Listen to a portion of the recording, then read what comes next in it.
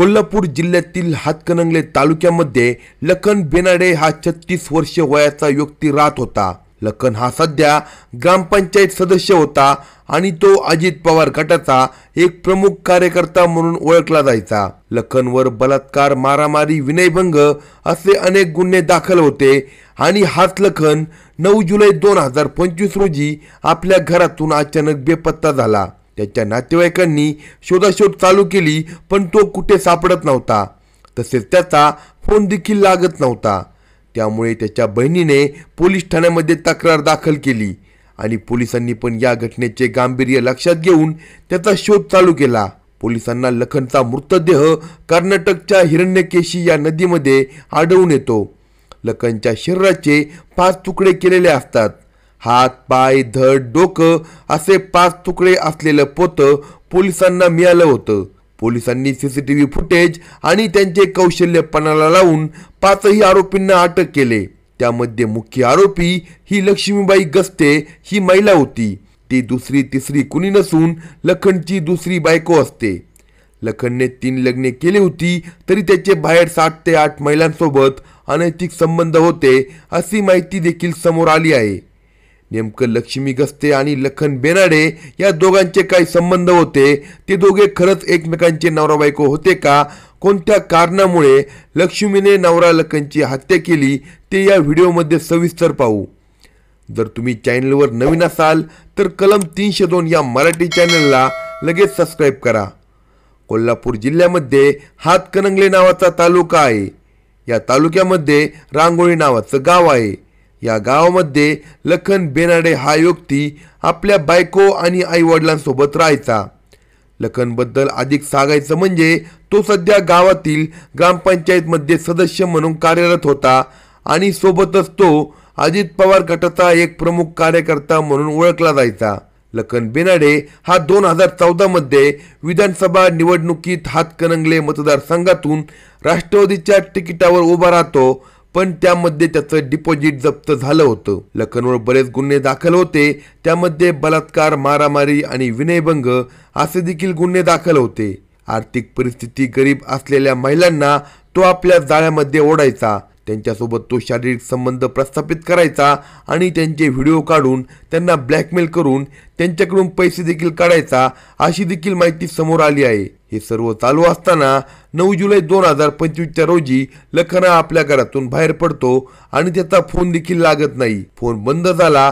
या कारणामुळे लखनचे आई वडील आणि बहीण बायको हे सगळे खूप जास्त परेशान झाले। त्याची बहीण म्हणजे नीता तडाखे आणि इतर नातेवाईक लखनचा शोध घेतात, पण तो कुठे मिळून येत नाही। त्यामुळे नातेवाईक पोलीस ठाण्यामध्ये जाऊन मिसिंग तक्रार दाखल करतात। पोलिसांनी पण या घटनेचं गांभीर्य लक्षात घेतलं आणि पोलीस लखन बेनाडेचा शोध चालू करतात। 2-4 दिवसांच्या शोधानंतर लखन बेनाडे याचा मृतदेह सापडतो। कर्नाटकच्या संकेश्वर हद्दीतील हिरण्यकेशी या नदी पात्रामध्ये लखनचा मृतदेह पोलिसांना मिळून येतो। तो मृतदेह एका पोत्यामध्ये असतो आणि त्याच्या शरीराचे 5 तुकडे केलेले असतात। पोलिसांनी आपला तपास वाढवला आणि सोबत LCB टीमने देखील यामध्ये सहयोग दिला आणि पोलिसांच्या कौशल्यामुळे पोलिसांनी 5 आरोपींना अटक केली। त्यामध्ये लक्ष्मी गस्ते, तिचा नवरा विशाल गस्ते आणि सोबत संस्कार महादेव सावर्डे, आकाश उर्फ माया गस्ते, सोबत अजित उदय उडेकर या 5 आरोपींना पोलिसांनी अटक केली। यामधील मुख्य आरोपी म्हणजे लक्ष्मी गस्ते। हिच्याबद्दल सांगायचं म्हणजे तर लक्ष्मी गस्ते हिचं लग्न काही वर्ष अगोदर गणेश लोंढे या व्यक्तीसोबत झालं होतं। गणेश आणि लक्ष्मी या दोघांचा संसार नुकताच सुरू झाला होता। दोघांना एक मुलगा झाला आणि दुसरी मुलगी झाली। मुलीचं नाव अंजली असं ठेवण्यात आलं। या दोघांचा संसार सुरळीतपणे चालू होता, पण लक्ष्मी ही एका दुसऱ्या व्यक्तीच्या प्रेमामध्ये पडली आणि तो व्यक्ती म्हणजे तिचा सध्याचा नवरा विशाल गस्ते। विशाल आणि लक्ष्मी या दोघांना एकमेकांसोबत लग्न करायचं होतं। आयुष्यभर दोघांना एकमेकांच्या सोबत राहायचं होतं। या कारणामुळे लक्ष्मीने आपल्या नवऱ्याला आणि आपल्या पोरा बाळांना सोडून दिले आणि ती विशाल गस्ते या तरुणासोबत राहू लागली। या दोघांच्या अनैतिक संबंधाला विशाल गस्ते याच्या आईचा विरोध होता. या कारणामुळे विशाल गस्तेने आपल्या आईची पण हत्या केली असा देखील आरोप विशाल गस्तेवर लागला आहे.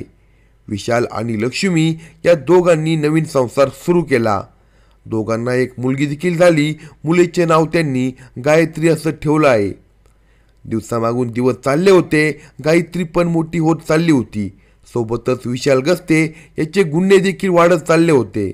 विशाल गस्तेवर भरपूर गुन्हे दाखल होते. त्यामध्ये मारामारी, विनयभंग, मर्डर, हाफ मर्डर, अत्याचार, चोरी असे अनेक प्रकारचे गुन्हे त्याच्यावर दाखल होते. विशाल गस्ते हा एवढा भयंकर प्रवृत्तीचा व्यक्ती होता की त्याची वाईट नजर त्याच्या स्वतःच्या मुलीवर देखील पडली. विशाल गस्ते हा आपल्याच मुलीवर म्हणजे गायत्रीवर अत्याचार करतो, तिच्यावर बलात्कार करण्याचा प्रयत्न करतो आणि शेवटी गायत्रीची आई म्हणजे विशालची बायको लक्ष्मी ही गायत्रीला आपल्यासोबत घेते आणि राजारामपुरी पोलीस ठाण्यामध्ये जाऊन पोहोचते. त्या ठिकाणी जाऊन लक्ष्मीबाईने आपल्याच नवऱ्यावर गुन्हा दाखल केला. ती पोलिसांना म्हणते की तिच्या नवऱ्याने तिच्या मुलीवर बलात्कार केला, तिच्या मुलीवर अत्याचार केला. यानंतर पोलिसांनी पण विशालला अटक केली आणि जेलमध्ये पोलिसांनी त्याला पाठवून दिले. आता मागे राहिली ती म्हणजे लक्ष्मीबाई आणि तिची मुलगी गायत्री. नंतर लक्ष्मीबाईवर असा आरोप लागला की लक्ष्मीबाईने 1 लाख रुपयामध्ये आपल्या मुलीला विकलं, तिचा बालविवाह करून दिला आणि नंतर पोलिसांनी हा बालविवाह थांबवला आणि लक्ष्मीबाईवर देखील गुन्हा दाखल झाला आणि गायत्रीला कोल्हापूरच्या बाल सुधारण गृहामध्ये पाठवून देण्यात आले. जेलमधून सुटल्यानंतर लक्ष्मीबाईच्या आयुष्यामध्ये पैशाची फार कमतरता आली होती. तिच्यासोबत कुणी नव्हतं. तिचा नवरा विशाल गस्ते हा देखील जेलमध्ये जाऊन बसला होता. मुलगी देखील तिच्यासोबत नव्हती. अशामध्ये लक्ष्मीबाईला पैशाची आवश्यकता होती. त्यामुळे ती सध्या बचत गटांचे काम करू लागली. ती आपल्यासोबत 7-8 महिला घ्यायची आणि त्या महिलांचे देखील काम करून द्यायची आणि त्यांच्यासोबत हिला देखील काही पैसे मिळायचे. असं हिचं रोजगार चालू होता आणि हेच काम चालू असताना राजारामपुरीमध्ये तिची ओळख लखन बेनाडे याच्यासोबत झाली. लखन हा दुपारच्या वेळेस लक्ष्मीबाईला भेटतो आणि भेटल्यावर त्याला समजतं की लक्ष्मीबाईला पैशाची फार जास्त आवश्यकता आहे. त्यामुळे तो तिला एकटीला गाठतो आणि म्हणतो की मी सर्व लोनचे काम करत असतो, जर तुम्हाला पण तुमच्या लोनचं काम करायचं असेल तर तुम्ही मला सांगा, मी तुमचे 8 दिवसांमध्ये सर्व कामे करून देतो. लक्ष्मीबाईला पण त्याच्यावर विश्वास बसला आणि लक्ष्मीबाई आणि लखन या दोघांनी एकमेकांचे फोन नंबर घेतले. सायंकाळी लखन हा लक्ष्मीबाईला फोन करतो आणि म्हणतो, तुम्ही तुमचे सर्व डॉक्युमेंट माझ्या व्हॉट्सअप नंबरवर पाठवा आणि मी तुम्हाला काही दिवसांमध्ये पैसे जमा करून देईल. लक्ष्मीबाई पण त्याला व्हॉट्सअपवर सर्व डॉक्युमेंट पाठवते आणि नंतर 7-8 दिवसानंतर या दोघांमध्ये फोनवर संभाषण होते आणि समोर चालून 8 दिवसानंतर लखन हा लक्ष्मीबाईला फोन करतो आणि फोन करून तिला सांगतो की तुमचे लोन सँक्शन झाले आहे, तुम्हाला आता 50,000 रुपये मिळतील, पण त्यासाठी तुम्हाला हातकणंगले या ठिकाणी यावं लागेल. अगोदर लक्ष्मीबाई या गोष्टीला नकार देते, पण लखन म्हणतो की जर तुम्हाला पैसे हवे असतील तर हातकणंगलेला तुम्हाला यावं लागेल. यानंतर लक्ष्मीबाई पण काही विचार न करता पैशासाठी हातकणंगले या ठिकाणी जाऊन पोहोचते. ती एका ऑफिसमध्ये जाते. ऑफिसच्या मागे खोलीत तो तिला घेऊन गेला. त्या खोलीमध्ये दुसरं कुणी देखील नव्हतं. लखन आणि लक्ष्मीबाई खोलीमध्ये गेले. लखनने दरवाजा बंद केला. दरवाजा बंद करताच लखन बोलता बोलता त्या महिलेसोबत अश्लीलता करू लागला. तिला नको त्या जागी स्पर्श करू लागला आणि आता लक्ष्मीला समजलं होतं की आपल्यासोबत नक्कीच काहीतरी चुकीचं घडत आहे. आता लक्ष्मीने त्याला विरोध करायला सुरुवात केली. त्यामुळे लखनने तिच्या एक कानाखाली मारली आणि तिला मारहाण करून जबरदस्तीने त्याने लक्ष्मीसोबत शारीरिक संबंध प्रस्थापित केले आणि त्याचे व्हिडिओ आणि फोटो काढले. असा आरोप लक्ष्मीबाईने लखनवर लावला आहे. लक्ष्मी या गोष्टींना विरोध करू लागली, पण त्यावेळेस लखन तिला म्हणाला, मी तुझे नागडे फोटो आणि व्हिडिओ शूट केले आहे. तिचे ते भोंगळे फोटो तो तिला दाखवतो, तसेच व्हिडिओ पण दाखवतो. तिला आता विश्वास बसला होता की कोणीतरी मोठ्या जाळ्यामध्ये ती अडकली आहे. नंतर लखन तिला धमकी देतो की जर तू या ठिकाणाहून कुठेही पळून जाशील किंवा मी जे म्हणेन ते तू ऐकले नाही तर मी हे सर्व फोटो तुझ्या नातेवाईकांना पाठवून संपूर्ण समाजामध्ये तुझी बदनामी करेल. या गोष्टीमुळे लक्ष्मीबाई आता फार जास्त घाबरून गेली आणि लखन जसं म्हणेन तसं ती वागू लागली होती. लखनला पण या गोष्टीचा फायदा भेटला आणि लखन पण तिचा भरपूर उपभोग घेऊ लागला. हे दोघेजण एकदम नवरा आणि बायकोसारखे राहू लागले होते आणि काही दिवसानंतर लखनने जबरदस्ती त्या महिलेसोबत लग्न देखील केलं आणि तो रोज तिच्यासोबत बळजबरी शरीर संबंध ठेवू लागला. असा आरोप लक्ष्मीबाईने लावला आहे. लक्ष्मीबाई फार जास्त परेशान झाली होती. जवळपास 7 ते 8 महिने हा संपूर्ण प्रकार चालू होता. तिला आता या सगळ्या गोष्टींमधून बाहेर पडायचं होतं. पण लखन तिला वारंवार धमक्या देऊ लागला की जर तू कुठेही पळून जाशील तर या शहरामध्ये माझे खूप गुंडे आहे, माझे खूप लोक आहे आणि मी कोणालाही घाबरत नाही. माझी ओळख खूप मोठ्या मोठ्या लोकांपर्यंत आहे. मी या सर्व लोकांना ओळखतो आणि जर तू इकडे तिकडे जाण्याचा प्रयत्न करशील किंवा मला सोडून जाशील तर मी तुला त्यांच्या हातून मारून टाकेन, तुझ्यावर गुन्हे दाखल करेल किंवा तुला जिवंत सोडणार नाही. अशा धमक्या आता लखन लक्ष्मीबाईला देऊ लागला. लक्ष्मी या कारणामुळे खूप जास्त घाबरते. तिला भीती वाटू लागली. त्यामुळे ती लखनचा अत्याचार सहन करत चालली होती. काही दिवसानंतर लखनला एक फोन येतो. तो फोन कोल्हापूर येथून आला होता. लखनला जुगार, मटका आणि रमी या सगळ्या गेमचा पण नाद होता. त्या कारणामुळे त्याला कोल्हापूरहून काही मटक्यांमध्ये पैसे येणार होते आणि कोल्हापूरहून त्याला असं सांगण्यात आलं होतं की तुला या ठिकाणी यावं लागेल आणि आल्यावर तुला ते पैसे मिळतील. हे ऐकून लखन पण त्या ठिकाणी जातो. सोबत त्याने लक्ष्मीला पण नेलं होतं. तो लक्ष्मीला 5 मिनिटे पण इकडे तिकडे सोडत नव्हता, कारण त्याला भीती होती की लक्ष्मी त्याला सोडून जाईल. आता या दोघांनी लग्न केलं होतं पण त्यांच्याकडे कोणताही पुरावा नव्हता. म्हणून लखन हा तिला सोबत घेऊन कोल्हापूर या ठिकाणी जातो. कोल्हापूरला गेल्या गेल्या हे दोघं अगोदर एका हॉटेलमध्ये जेवण करतात आणि जेवण करून लखन हा हात धुण्यासाठी जातो. तेव्हा लक्ष्मीला संधी सापडली. ती एका रिक्षाच्या मदतीने पळून जाते. राजारामपुरी या ठिकाणी आपल्या मुलीजवळ जाते आणि तिला सगळा घटनाक्रम सांगते. तिच्या आई वडिलांना तसेच तिच्या जवळचे नातेवाईक, बहीण भाऊ या सर्वांना ती तिच्यासोबत झालेला प्रकार सविस्तर सांगते आणि नातेवाईकांकडे मदत मागते. ती म्हणते की त्या व्यक्तीकडे तिचे भोंगळे व्हिडिओ आणि फोटो आहे असे लक्ष्मीने पोलिसांना सांगितले. पण लखनचं असं म्हणणं होतं की लक्ष्मी आणि लखन या दोघांची ओळख 3 वर्षे अगोदर झाली होती. एका कामावर त्या दोघांची ओळख झाली. लखन आणि लक्ष्मी हे दोघे एकमेकांवर प्रेम करत होते. या दोघांनी एकमेकांच्या सहमतीने लग्न केलं आणि लग्न करून लखनने लक्ष्मीला आपल्यासोबत हातकणंगले या ठिकाणी ठेवलं आणि नंतर तो ज्या ठिकाणी पण जायचा त्या सर्व ठिकाणी तो लक्ष्मीला सोबत घेऊन फिरत होता. ते दोघे नवरा बायकोसारखे राहत होते. त्या ठिकाणी लक्ष्मीचा पहिला मुलगा, पहिली मुलगी, तिच्या बहिणी, आई आणि वडील हे सगळे पाहुणे तिच्या घरी यायचे. 8-8 दिवस राहायचे. या दोघांच्या सोबत फिरायचे असा देखील आरोप लखन बेनाडे याने लावला आहे. लखनचं असं म्हणणं होतं की हे सर्व त्याच्या मर्जीने झालं. पण लक्ष्मीबाईचं असं म्हणणं आहे की हे सर्व तिच्या मर्जीच्या विरोधामध्ये झालं आणि याच कारणामुळे लखनने लक्ष्मीबाईवर आरोप लावला की तिने त्याच्या घरामधून 3,70,000 रुपयांची चोरी केली.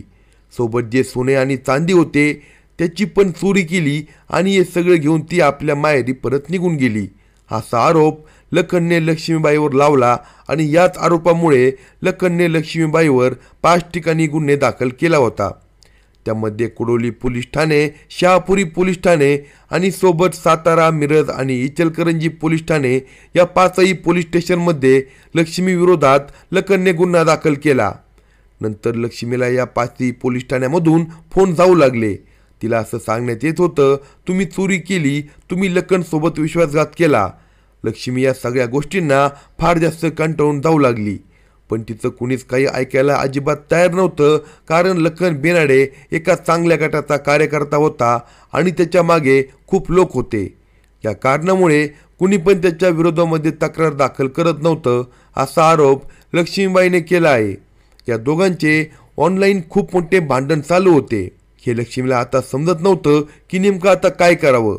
लखनचं असं म्हणणं होतं की तू माझा सर्व पैसा घे आणि माझ्यासोबत परत एकदा येऊन राहा, आपण दोघे नवीन एक संसार सुरू करू. पण लक्ष्मीला आता लखनसोबत अजिबात राहायचं नव्हतं, कारण तिचं असं म्हणणं होतं की लखनने तिला 6-7 महिने डांबून ठेवलं. लक्ष्मी खूप जास्त परेशान झाली होती. त्याचवेळी तिचा दुसरा नवरा म्हणजे विशाल खस्ते हा जेलमधून बाहेर आला. विशाल बाहेर आल्यावर लक्ष्मीने घडलेला संपूर्ण प्रकार विशाल खस्तेला समोर मांडला. त्याला असं समजून सांगितलं की तिच्यावर खूप मोठा अन्याय झाला, तिच्यावर अत्याचार झाला आणि विशालने पण तिच्या बोलण्यावर विश्वास ठेवला आणि त्याने लखन बेनाडेला मारण्याचा प्लॅन तयार केला. विशाल खस्ते या आरोपीवर अगोदरच 20पेक्षा जास्त गुन्हे दाखल होते. त्यामुळे त्याला या सगळ्या गोष्टींचं काही पण वाटत नव्हतं. त्याने आपली टीम तयार केली. टीम म्हणजे स्वतः विशाल खस्ते, त्याची बायको लक्ष्मी खस्ते आणि सोबत अजून 3 जण होते. म्हणजे संस्कार सावर्डे, अजित उडेकर आणि आकाश उर्फ माया खस्ते या 5 जणांची टीम तयार झाली आणि या 5 जणांनी मिळून प्लॅनिंग देखील केली. नंतर एक दिवस लक्ष्मीबाई ही आपल्या प्रियकर म्हणजे लखन बेनाडेला फोन केला आणि त्याला सांगितलं, आपण दोघे परत एकदा पहिल्यासारखं राहू. मी तुझे सर्व पैसे परत करून टाकते. तू फक्त शहापुरी या पोलीस ठाण्यामध्ये जा आणि त्या ठिकाणी जी पण कंप्लेंट दाखल केली ती कंप्लेंट तू परत घेऊन टाक. नंतर आपण दोघे मिळून एक नवीन संसार सुरू करू. लखन त्या महिलेच्या बोलण्यावर विश्वास ठेवतो आणि 10 जुलै 2025 रोजी शहापुरी या पोलीस स्टेशनला जाऊन त्याने आपली तक्रार मागे घेतली आणि तो आता घरी जाऊ लागला. तेव्हा त्याच्या मागे विशाल खस्ते, लक्ष्मी खस्ते आणि 3 आरोपी हे लखनच्या मागे लागले. त्यांनी त्याचा पाठलाग करून शाहू टोल नाक्याजवळ या 5ही लोकांनी लखनला पकडले आणि लखनला पकडून या 5ही लोकांनी त्याला गाडीमध्ये टाकले. गाडीमध्ये त्याला कोंडून ठेवलं, त्याचे तोंड हातपाय दाबले आणि बांधून टाकले. गाडी कर्नाटकच्या दिशेने गेली. या लोकांनी रात्रीच्या वेळेस गाडी एका जंगलामध्ये थांबवली. त्यांनी आपले हत्यार बाहेर काढले आणि काही पण विचार न करता या लोकांनी लखनवर वार करायला सुरुवात केली. त्याची निर्गुणपणे हत्या केली. हात तोडले, पाय तोडले आणि सर्व काही कापून याच्या बॉडीचे 5 तुकडे केले आणि 5 तुकडे करून पोत्यात भरले आणि ते पोते हिरण्यकशी या नदीपात्रामध्ये फेकून दिले आणि त्यानंतर हे साधारणपणे जाऊन आपलं आयुष्य जगू लागले. पण शेवटी पोलिसांनी 5ही लोकांना अटक केली आणि अटक करून त्यांच्यावर जी पण कारवाई बनेल ही कारवाई पोलीस करत आहे. अशाच नवनवीन क्राईम स्टोरी ऐकण्यासाठी कलम 302 या मराठी चॅनलला सबस्क्राईब करा आणि आपल्या प्रतिक्रिया कमेंट बॉक्समध्ये कळवा.